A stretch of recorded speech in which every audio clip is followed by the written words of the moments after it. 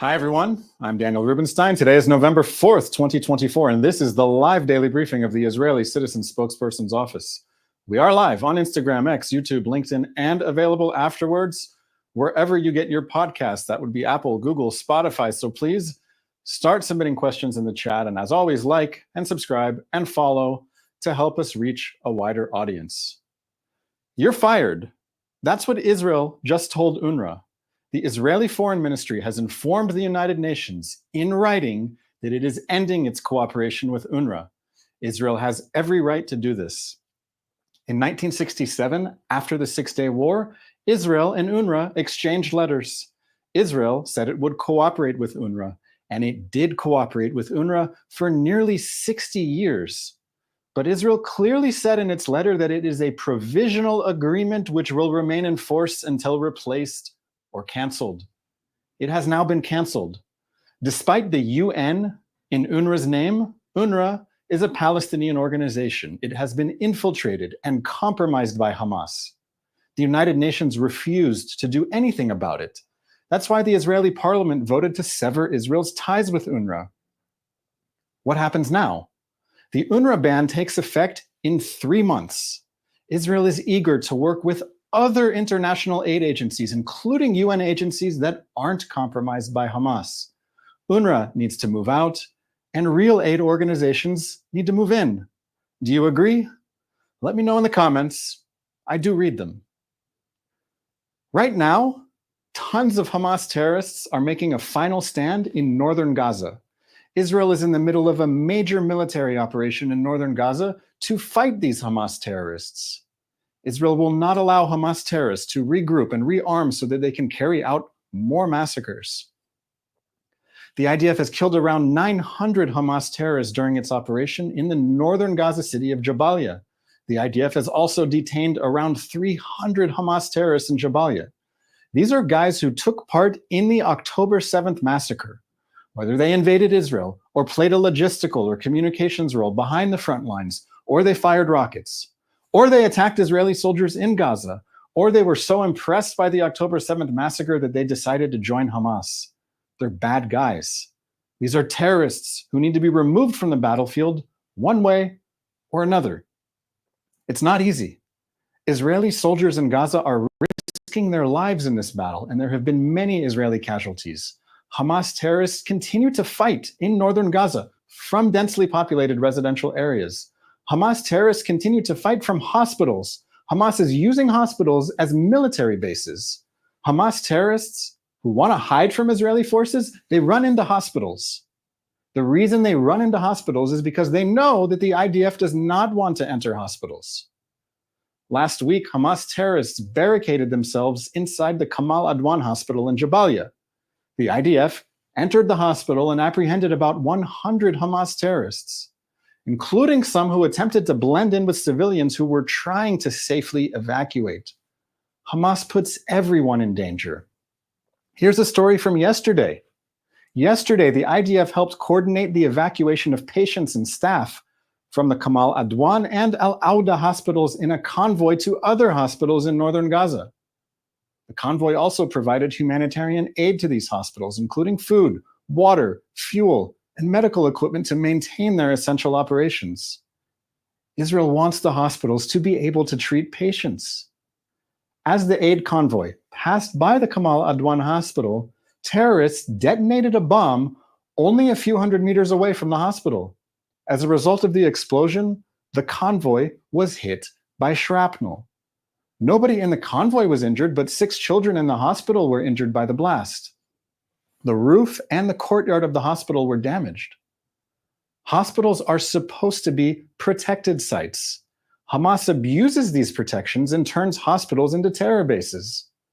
Throughout the war, Hamas terrorists have used hospitals as military bases. They held hostages in hospitals. They met to plan attacks in hospitals. They stored weapons in hospitals. It's crazy.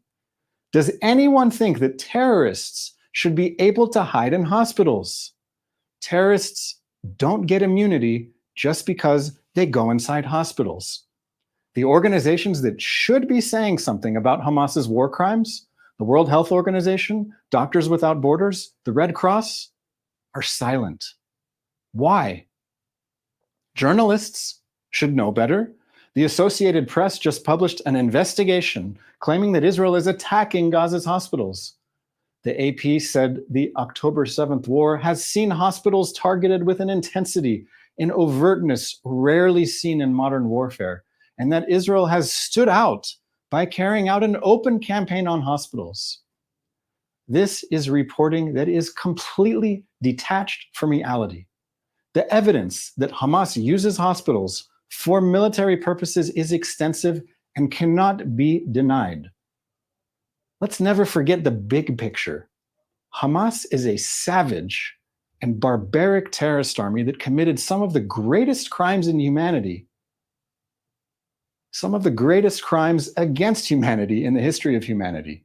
Hamas continues to hold 101 Israeli hostages in its underground terror dungeons. Hamas has no red lines, and that includes using hospitals in its war to destroy Israel. Israel is going to keep fighting Hamas until Hamas's military and government capabilities are destroyed and until every hostage is home. If you forget this big picture, then nothing else is going to make sense. Let's take some questions now from our audience watching live across social media.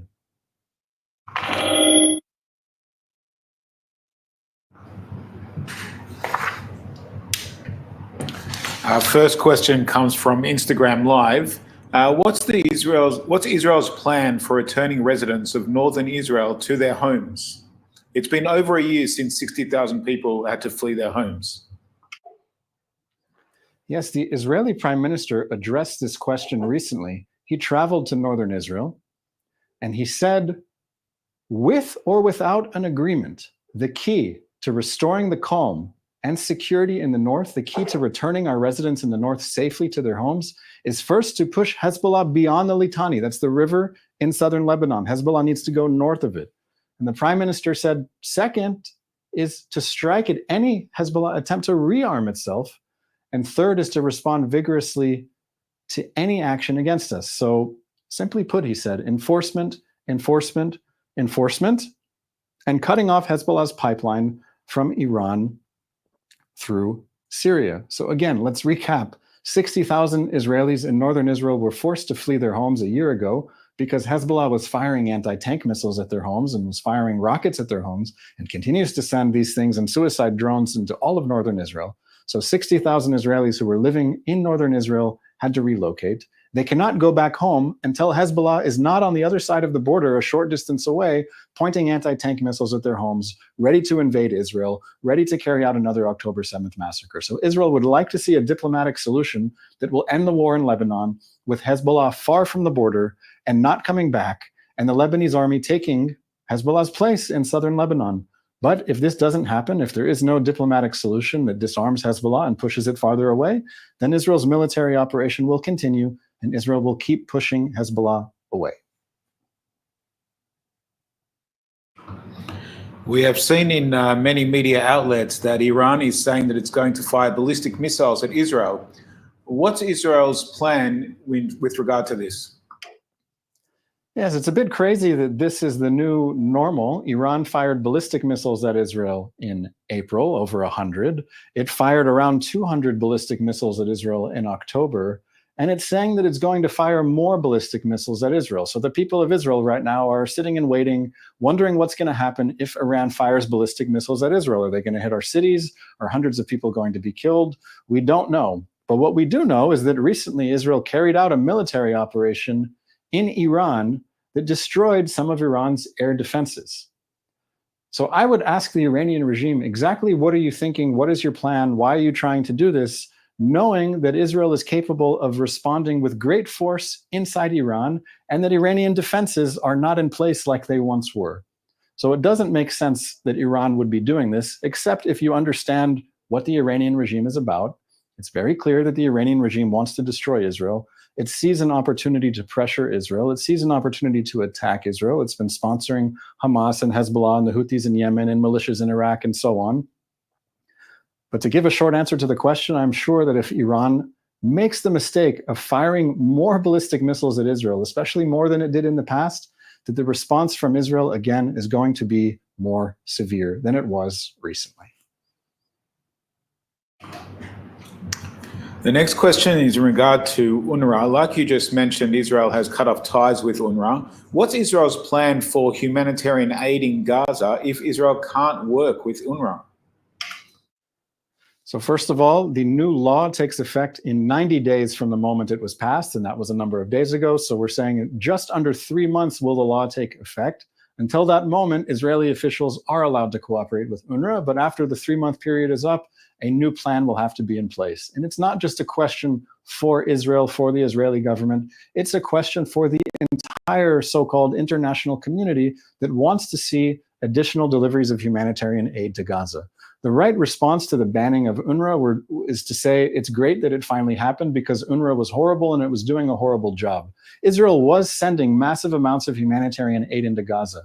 UNRWA was supposed to pick up the aid and deliver it. But massive amounts of Israeli aid would sit on the other side of the Israeli border crossing because UNRWA didn't have the capability or the ability to go and pick it up and deliver it. So what needs to happen, and it's obvious to anyone with half a brain, is that there are other international aid organizations that function all over the world in conflict zones, dealing with people in need during wartime. This includes the UN High Commission on Refugees, UNHCR.